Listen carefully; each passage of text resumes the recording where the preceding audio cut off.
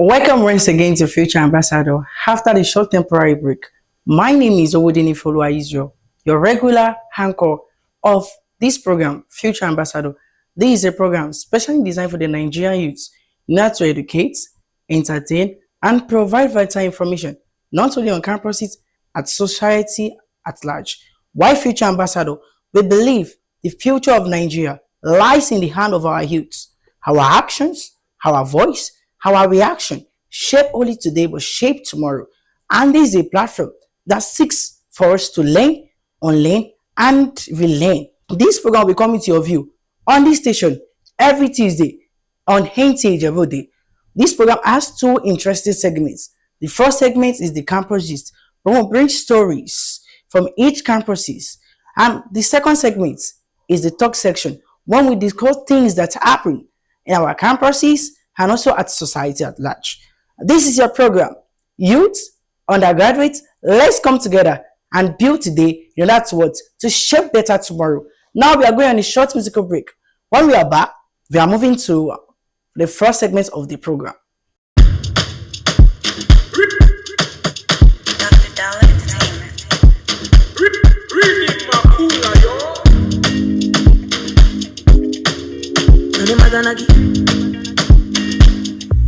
Wanna make love on the moon, dancing to my tunes.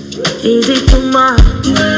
It's not too much. I wanna be a forest if wishes were horses. Is it too much? It's not too much. If I want money, I do what I got to say. If I want money, I'ma buy my shoto, I'ma buy my foya, I'ma buy me. Hey, yeah. I wanna be a billionaire, billionaire, yeah, yeah. I wanna be a billionaire, billionaire, yeah, yeah. Welcome back from this short musical break.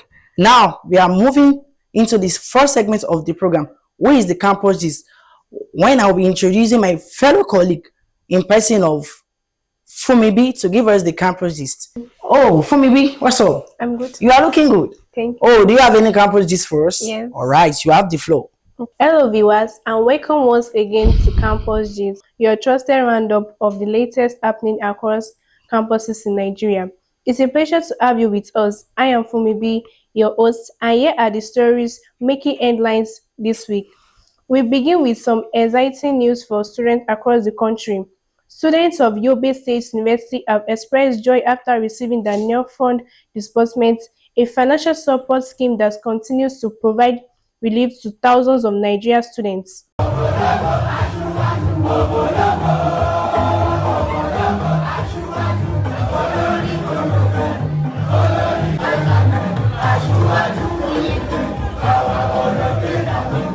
The story is much the same in several other tertiary institutions, where students are also celebrating the receipt of their June and July NEL Fund upkeep payments. Many beneficiaries expressed appreciation to President Bola Ahmed Tinubu for supporting Nigerian students through the initiative, describing it as a timely intervention that has eased their financial burden and enabled them to focus more on their studies. From students' welfare, we move to a conversation about the future of education and national development. At the Federal University of Technology, Akure, FUTA, education experts, government representatives, and other stakeholders have called for greater investment in Nigeria's youth as the key to sustainable national development.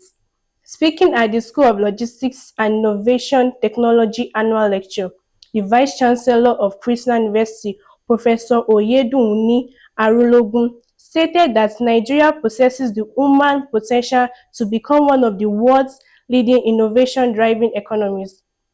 According to her, this can only be achieved through deliberate investments in quality education, research, technology, entrepreneurship, and digital skills.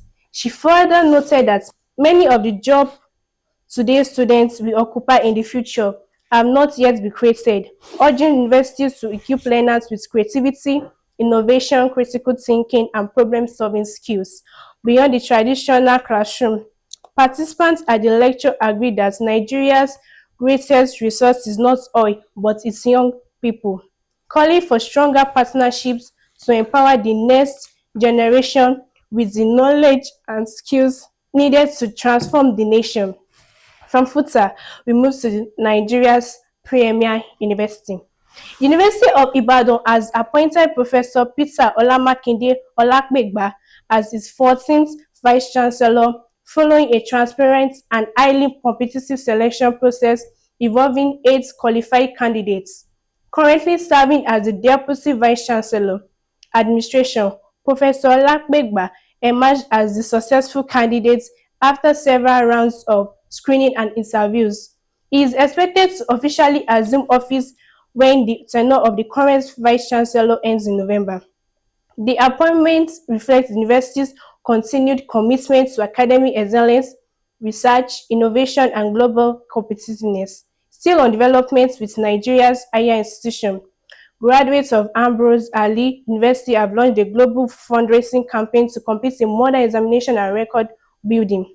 The project is designed to address one of the institution's long-standing challenges: delay in processing transcripts, certificates, and other academic records required for employment, postgraduate student studies, and international opportunities. The Alumni Association disclosed that construction has already reached the decking stage, while donors will have their names permanently recognized in the building's Hall of Fame. From infrastructure development, we turn our attention to career development.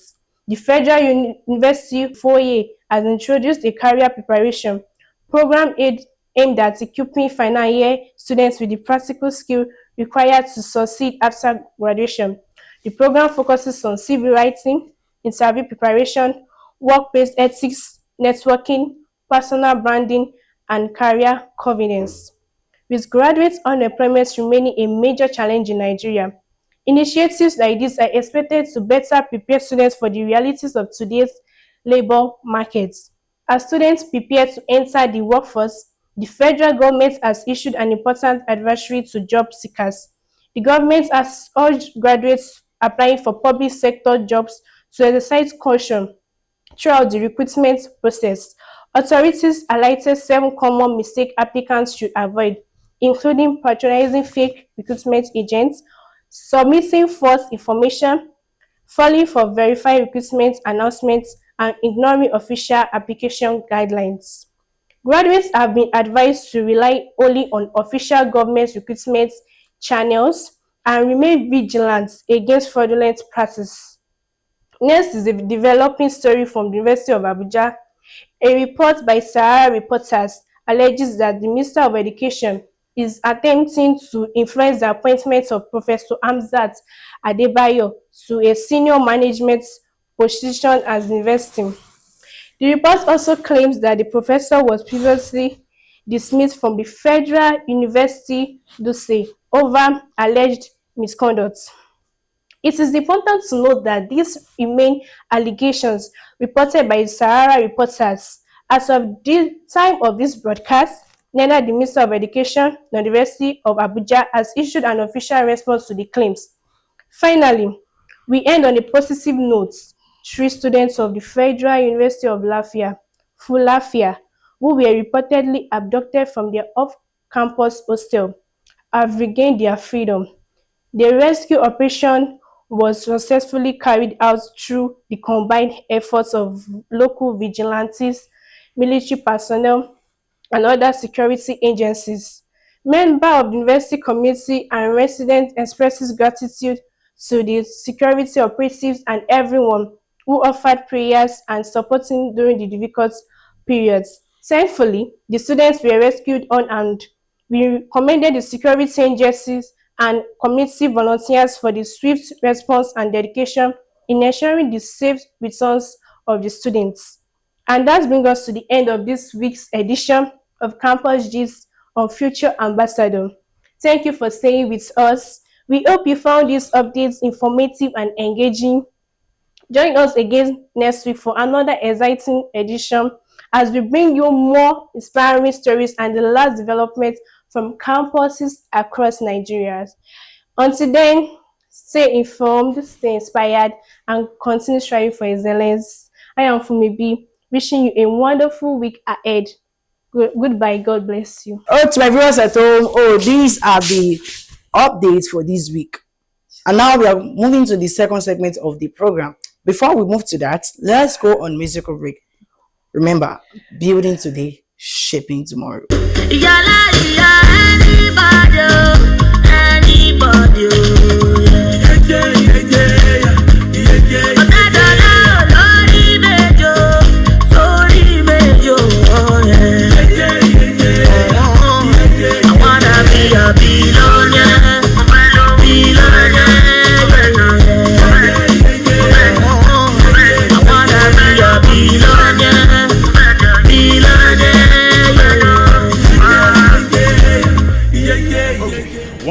That's a lot of money. Now I want you to tell me, what are you going to do with it? I wanna wake up in a Lamborghini. I want to fly for Santorini, the Bonito Sicily. Yeah. Welcome back from the short musical break. If you are just joining, this is Future Ambassador live from the studio of Nta Ijebu Ode. Now we dive into the real conversation of today, where we discuss meaningful conversation with distinguished guests on issue that shapes our society and inspired positive change. Today's topic is developing the reading culture among youth. Reading is the foundation of knowledge, critical thinking, creative and effective leadership. A nation that encourages its young people to read is investing in a brighter future. Sadly, many young people today spend more time on social media than reading books, newspaper, or other educational material. This makes today's discussion both timely and important. To help us on this topic, I have a person of good personality all the way from Tashulang Federal University of Education. My guest, can you introduce yourself? Okay, good evening, everyone. I'm Adibak Elizabeth Omoemi from Taishula Federal University of Education, and here we are in Nta Ijebu Ode. As a student leader and someone who's closely to young people, it is often said readers are leaders. In your own opinion, how does developing a reading culture contribute to building leadership skills? Can someone become a great leader without cultivating the habit of reading? From the word readers are leaders, let me use this as an example. Even the likes of Bill Gates, Dangote, assuming they did not read then, it is very sure that maybe they will have become something else. We can say that because of the ability to read, then, like they are not ignorant to reading, that makes them a leader. Even some of us can even learn from the mistake, our past leaders' mistakes from it. So that shows that readers are leaders. Before you lead, definitely you must have overcome something, and So you said something before we read, we must have overcome some things. Yes. As a leader and a person who is leading thousands of students in Federal University, National Federal University. So what are the things that you have overcome in terms of reading, cultivating the habit of reading that has helped you in order to become a very great leader? Let me say this. Okay, I'm a student representative, and it won't be easy to be running lectures, to be going for business sittings, or to be going for meetings. There are some times that I'll just think that, oh, let me do this before.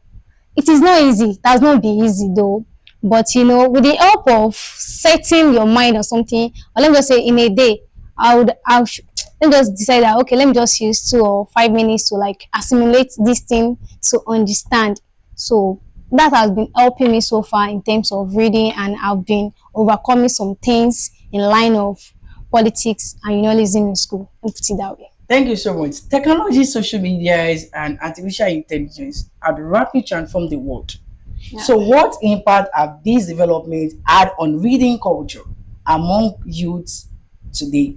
And are these developments helping us or hindering us from reading? Let me say both. Helping and injury. In what Both. way? For the helping aspect, or let me just say for the injuring aspects, we students, even youth of nowadays, we are fond of scrolling too much on our phones. We spend almost half of our day on phone, watching unnecessary things, following TikTokers that are not adding impact to our lives. So that means that it is hindering us from getting what we need to do in our daily lives. And in terms of helping, we have some apps that we can download books from, either stories that will make impacts on us. So it's helping and also hindering us. So, Okay, thank you so much. What practical step can parents, school, government, and other stakeholders take to make reading more attractive and engaging for young people? as a parent, it is our duty to monitor our child or children in sense that it's not a must that you are saying that, oh, my daughter, let me buy you data to know what's trending on social media. But then you can recommend books for your children or your child. You can recommend books for them. And in terms of school, let me just say teachers or lecturers are advised to bring in speakers to talk about something that will be meaningful or that will add meaningful impacts on the students. While the government parts, they can actually raise funds on libraries for us or even create competition by like between schools. From there we are learning. Okay, thank you so much, my wonderful guest, the senator from Federal University of Taushelari. Many young people today seems to be more attracted to entertainment than reading. So how can they strive a healthy balance between entertainment and reading in this digital world? Okay, thank you for that. For the entertainment, we can see the likes of Jarvis and Pella. They are entertainers, and there are some things, although there are sometimes that you'll be like, what are these people saying? But from there we gain some stuff, although it's not about reading like that. But then there are some facts that they are saying through their entertainment. There are some things that they do in that aspect. So I'm And like this guy, this barrister, that, oh, I am Kineko, this lawyer. What do you say? Yeah. and that one is adding impact to us, because even through what he's saying, you'll be like, wow, this guy is saying something that will add something to your life. So there is difference between that. Thank you so much. Reading be a should reading be an everyday habit for personal growth and lifelong learning, or should it be only when we are going to prepare for examination? No, that's capital no. And that's what is hindering us from achieving what we are to achieve in this life. For exams, if you want to read for exams, it's just, let me just say it is temporary. But if we take it after exam, maybe you are reading daily and daily, it's a lifelong stuff. Like it's a lifelong thing that you'll be remembering the whole. It's not when you'll be doing exam or public test that will be like, okay, let me read. No, reading is beyond that. We need to read every day to let me just say, to shape ourselves, also even know who we are or what we are capable of doing. Thank you so much. Can you just give us practical step of how to manage our 24 hours? There are many things we use our 24 hours for. So what time how many hours times can you tell us to make sure we can cultivate the habit of reading daily? I might not be able to split the 24 hours, but then let me just say that at least as a student and as a youth, we ought to have a corner place in our room that will just set aside for, let me just say, for reading habits or for any other things. Okay, let's do it this way. Maybe you wake up in the morning, you do the necessary things, and you're like, what's the next thing to do? You can just make use of your 5 or 10 minutes to read. Oh, let me just say, this book now is, what's it called? Let's just say it is a book that you must read, and it contains 150 pages. And you were like, how will I be able to solve 150 pages in a day? You can decide to read maybe 3 or 5 pages for like 5 minutes or 10 minutes. You can assimilate it. You can even ask yourself questions. Maybe after reading the 5 pages, you'll be like, oh wow, okay, in this number 1, what did I gain from there? Let me assimilate it. And the next day, if you can continue that habit, then surely we'll be able to cover up the what's it called, the story, the 150 pages within a twinkle of an eye. I've really learned a lot. So which book has made a great influence on your life? That's, oh, whenever you seems to encourage or to gather people and give them advice and you refer them to the book? Hmm. Okay, let me just say books like Purple Hibiscus. We also have Atopic Habits, and there are some books that I brought with me that I can actually recommend in terms of what you ask All though. right, we are glad to see some books so that my viewers at home can All download the right. books on app and read. Permit me to bring out the books. I'm so sorry for bringing a lot of. Okay, we have Big the Picture. We also have I Road Leadership. I must tell you that this book, if you can read it, then you can do something even about your business. Yes, some of us engage ourselves in business in school just to sustain ourselves, and it is more than sustainability. It is more than that. You are actually shaping yourself in the nearest future, because I believe that even Bill Gates and Dangote, they started from somewhere before we can even add their names now. So for you to be a reader, you must sacrifice a lot of things. Even if it means your time, you need to sacrifice it, I must tell you. So we also have ego is the enemy, you know. Thank you so much. So this will be our last question. If you have the opportunity to introduce one policy aimed at retrieving the reading culture in Nigeria, what will it be, and why do you believe it will be more effective? If I had the opportunity to lay a policy in terms of reading habits, let me just say, let me use myself as an example now. Like, I'm a student rep, right? I may just decide to lay a policy, even for my course mate, that, okay, oh, my course mates, even before we start our examination, we need to cultivate the habit of reading. Let's lay down this policy for us to achieve it, so that it will add some impact in our lives. I can decide that, okay, the policy is that maybe in a week, or probably that week interval, we hold maybe tutorials, or let me just say, how should I even put it? Let me just say a class work on our own, or a group work on our own. I can just say, okay, this policy is what we'll be observing every week, and I'll make sure that it is effective by what? By persuading them. And this stuff, consistency, it matters a lot in everything that we are doing in this life. So by that, I believe that it will be very effective on, let me just say, students or youths in Nigeria. To my viewers at home, thank you for watching, thank you for staying, and we are moving to the end of the conversation on the topic developing the reading culture among youth. Already you have hear a lot, learn a lot on how we can cultivate the habit of reading. Number one, consistency is the key. And if you can take a 3 page, don't be procrastination hindering you not to read books. This book is 150 page. No, start 3 page today, 4 page today. The way you take it daily by daily, it's number one, you will develop yourself in reading culture, your reading mindset will be there, and also your cognitive.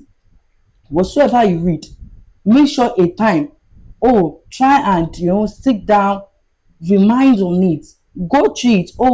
Readers are leaders, quote, and this is how you get a quote. These are these. Even vocabulary development, it is the way you would read books. There's books on leadership, books of entrepreneur, books on businesses, book on strategic relationship, books on how to relate, in formal organizations. To my viewers, at my say a big thank you for watching. And to my guests, thank you for coming to my program and Thank you, for sir. the inciting, the word of words view. Thank you so much for giving us when we call you next time, you will answer us. Of course. So can your name to the viewers at home? Okay, before I say my name, let me add this to it. Before we can call ourselves a readers, or before we want to call ourselves the next CEOs, the next senators, the next honorables, or probably the next president of Nigeria, yes, you can. We need to start from somewhere, and it is in our hands. If we want to be the next entrepreneurs, or the next CEOs, or the next senators, it is what? It's in our hands. So once again, my name is Adibake Elizabeth Omoyemi, a representative of Taisho Federal University of Education. Yeah, start from somewhere. Start from now. Today is today. Yeah. Take a book, read 2 page. Consistency is the key. Read today, tomorrow, and every day of your life, even when you are tired. Sacrifice your time. I am the presenter. Owoduni Ifolua Israel. Building today, shaping tomorrow. Iṣẹ́ kì í ṣe tiwọn. Eré